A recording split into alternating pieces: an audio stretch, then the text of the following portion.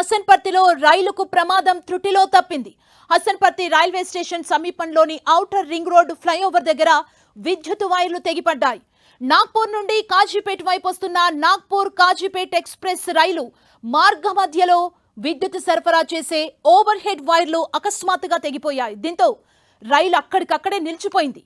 విద్యుత్ వైర్లు తెగిపోవడంతో ఈ మార్గంలో రైళ్ల రాకపోకలకు తీవ్ర అంతరాయం ఏర్పడింది. సమాచారం అందుకున్న వెంటనే రైల్వే సాంకేతిక శాఖ అధికారులు, సిబ్బంది ఘటనా స్థలానికి చేరుకొని ముమ్మర చర్యలు చేపట్టారు. ఈ ఒక్క నెలలోనే ఇదే మార్గంలో రైళ్లు నిలిచిపోవడం ఇది మూడోసారి. వరుసగా సాంకేతిక సమస్యలు, విద్యుత్ తీగలు తెగిపడడం లాంటి సంఘటనలు జరుగుతుండటంతో రైల్వే ప్రయాణికులు తీవ్ర ఆందోళన, అసౌకర్యం వ్యక్తం చేస్తున్నారు. గంటల తరబడి రైలు నిలిచిపోవడంతో వేడి, ఉక్కపోతతో ప్రయాణికులు అల్లాడిపోయారు. మరమ్మతులు వేగవంతంగా చేసి త్వరలోనే రైళ్ల రాకపోకలు పునరుద్ధరిస్తామని రైల్వే అధికారులు తెలిపారు.